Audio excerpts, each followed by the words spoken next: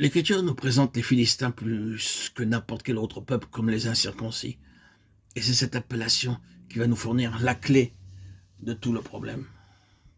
Nous savons, d'après le Nouveau Testament, quel est le sens spirituel de la circoncision. Jetons-y un coup d'œil, Colossiens 2, 9, 13. C'est en lui que vous avez été circoncis, de la circoncision de Christ qui consiste dans le dépouillement du corps de la chair. Qu'est-ce que la circoncision de Christ spirituellement? C'est le dépouillement du corps de la chair. Et il nous est dit que c'est quelque chose à quoi nous avons été amenés. Nous avons été amenés à la circoncision de Christ, c'est-à-dire au dépouillement du corps de la chair. Et la chose a été représentée figurativement par notre baptême. La parole nous dit que lorsque nous avons été baptisés, ayant été ensevelis avec lui par le baptême, nous sommes entrés dans la circoncision de Christ. Notre baptême n'est autre qu'une déclaration en vertu de laquelle nous avons été, en ce qui concerne le corps de la chair, mis de côté, éliminés par la mort de Christ et sa mise au tombeau. Voilà ce qu'est la circoncision interprétée spirituellement. Voilà le sens de ce symbole que nous retrouvons partout dans l'Écriture. Il n'a jamais été dans la pensée de Dieu qu'il demeura un acte purement extérieur et objectif. À l'arrière-plan de tout, il y a un principe spirituel, et le principe spirituel qui se trouve derrière la circoncision historique, c'est précisément cela, le dépouillement du corps de la chair. Les Philistins donc sont appelés les incirconcis, et cette incirconcision, c'est la chair non crucifiée. Le corps de la chair qui n'a pas été dépouillé, la chair, le principe charnel, l'homme naturel se montrant tel qu'il est et mettant la main sur les choses de l'esprit. Voilà les Philistins. Quand on arrive à ce point-là, on ne tarde pas à voir surgir des anomalies qui sont de vraies monstruosités. Dans la page d'histoire qui est sous nos yeux, les Philistins ne sont pas plutôt présentés que nous voyons apparaître Goliath de Gath, un des fils d'une famille de géants. Qu'est-il ce géant sinon le représentant des Philistins?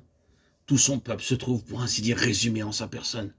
C'est comme leur champion et leur délégué qu'il sort du camp, et c'est de la part de tout son peuple qu'il jette à Israël un défi personnel. Goliath est une monstruosité, une anomalie, ce qui revient à dire que dans ce sens les Philistins sont un peuple anormal. Quand un homme charnel met la main aux choses spirituelles pour les arranger à sa façon, il crée une situation qui est extrêmement difficile. C'est une situation anormale. Quand l'homme naturel est laissé à lui-même, on peut encore en venir à bout. Mais quand il a les choses de Dieu en main, quel parti faut-il prendre? Discuter? À quoi bon?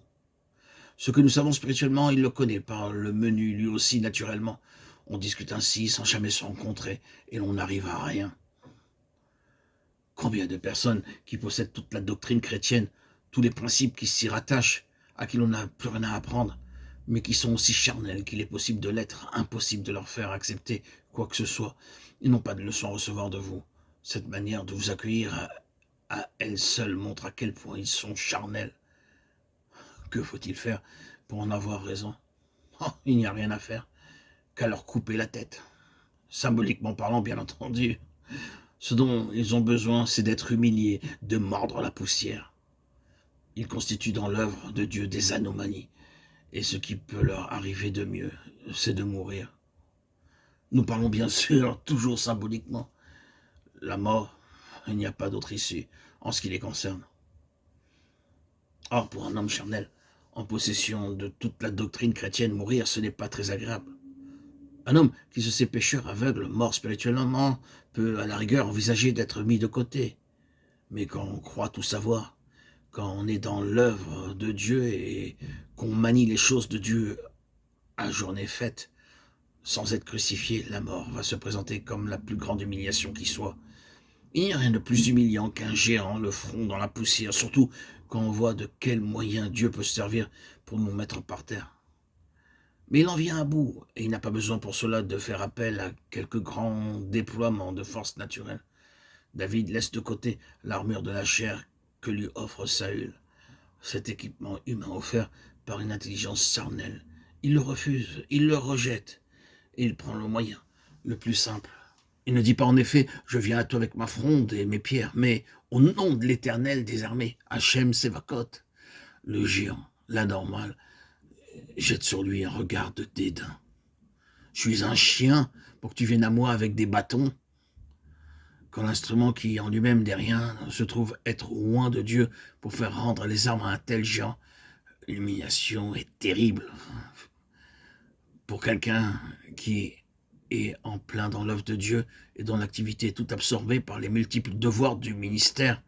Cette acceptation de la mort de Christ est beaucoup plus difficile que pour quelqu'un qui n'a jamais touché aux choses de Dieu. C'est cela précisément que représentent les Philistins, les incirconcis, la personnalité humaine cherchant à pénétrer et à s'affirmer dans le domaine des choses de Dieu, dans le but de se les approprier, d'en faire son affaire. Sans que la croix ait au préalable fait son œuvre indispensable de crucifixion et de mort, c'est l'homme naturel faisant main basse sur les choses de Dieu, sur les principes qui gouvernent son activité, l'homme charnel à l'affût des secrets spirituels dont il pourrait tirer parti. Son but, être quelqu'un, paraître, en imposer. Au point de vue pratique, cette incirconcision apparaît sur une quantité de points. Dieu les mettra en lumière pour chacun de nous, si nous nous laissons enseigner par lui.